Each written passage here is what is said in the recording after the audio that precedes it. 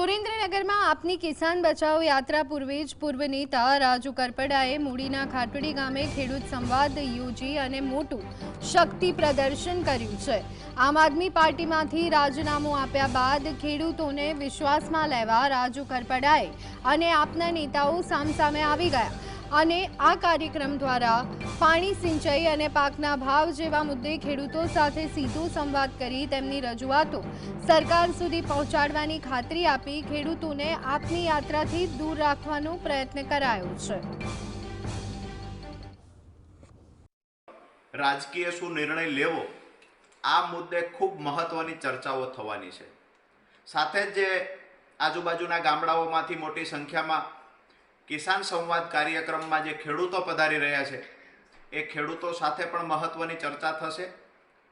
હું જે ખેડૂતોએ ખાટડી ગામના, દુધઈ ગામના, સડલા ગામના, ટીકર ગામના જે ખેડૂતોએ આ કાર્યક્રમનું આયોજન કર્યું છે, નામ આપ્યું છે કે કિસાન ક્રાંતિ સભા, પણ ખરેખર જે ખેડૂતો સાથેના સંવાદ માટેનો આ કાર્યક્રમ છે એટલે તમામ આયોજક મિત્રોનો આભાર માનું છું।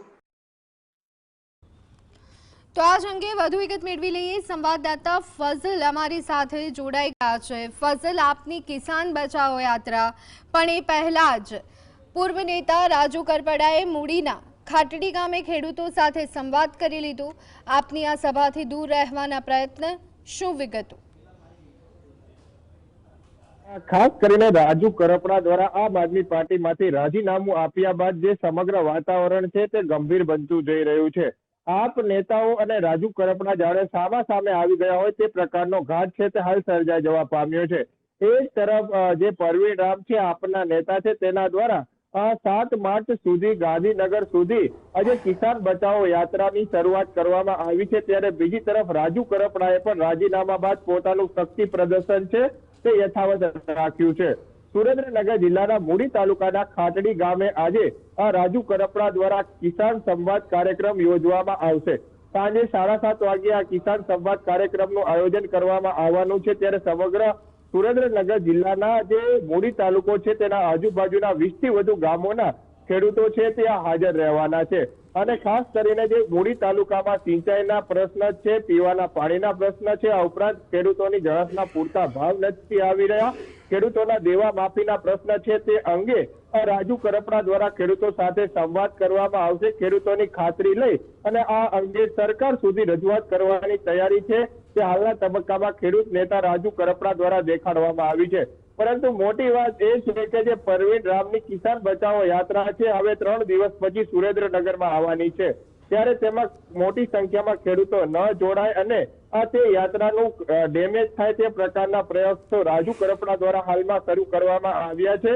ખેડૂતોને વિશ્વાસમાં લેવાનું કામ પણ એક તરફ રાજુ કરપડા દ્વારા શરૂ કરવામાં આવ્યું છે। હાલના તબક્કામાં જે ખેડૂત નેતા રાજુ કરપડા છે તેના દ્વારા આપમાંથી રાજીનામું આપ્યા બાદ કઈ પાર્ટીમાં જોડાશે તે અંગેની સ્પષ્ટતા નથી કરવામાં આવી। પહેલા સુરેન્દ્રનગર જિલ્લાના મૂડી તાલુકાના ગઢાત ગામે પોતાનું શક્તિ પ્રદર્શન કરવામાં આવ્યું હતું। ત્યાં આપ નેતા ઉપર ગંભીર પ્રકારના આરોપો રાજુ કરપડા દ્વારા લગાવવામાં આવ્યા હતા। ત્યારે હવે બીજી તરફ આજે પણ સુરેન્દ્રનગરના ખાટડી ગામે ખેડૂત સંવાદ કરીને કાર્યક્રમ યોજવાનો છે, જેમાં અંદાજિત 2500 થી વધુ ખેડૂતો ઉપસ્થિત રહેશે તે પ્રકારની માહિતી છે તે રાજુ કરપડા દ્વારા આપવામાં આવી છે।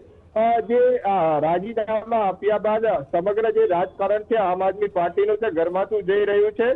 જે રાજીનામું આપ્યા બાદ રાજુ કરપડા ખુલીને આપ નેતાઓની સામે બોલી રહ્યા છે। સામે આપ નેતાઓ પણ રાજુ કરપડા ઉપર ગંભીર પ્રકારના આરોપ મૂકી અને ડિફેન્સ કરી રહ્યા હોય તે પ્રકારનો ઘાટ હાલમાં સર્જાઈ જવા પામ્યો છે। પરંતુ તેની વચ્ચે ખેડૂતોના પ્રશ્ન છે તેના નિરાકરણ માટે પણ વિચારણા કરવામાં આવે અને જે ખેડૂતોના ખાસ કરીને સુરેન્દ્રનગર જિલ્લો છે ત્યાં સિંચાઈના પાણીના પ્રશ્ન છે, ખેડૂતો સતત દેવાદાર બનતા જઈ રહ્યા છે, પાક નુકસાન વળતરની સહાય પણ ખેડૂતોને નથી મળી રહી। ત્યારે આ પ્રકારના પ્રશ્ન છે તે સરકાર સુધી પહોંચાડી અને વહેલી તકે નિર્ણય કરવાની માંગ ખેડૂતો કરી રહ્યા છે। પક્ષ ગમે તે હોય, ખેડૂત નેતાઓ ગમે તે હોય, પરંતુ તેના નિરાકરણ માટેની માંગ છે તે ખેડૂતોએ પણ ખેડૂત નેતાઓ સમક્ષ મૂકી છે। જી આભાર ફઝલ સમગ્ર માહિતી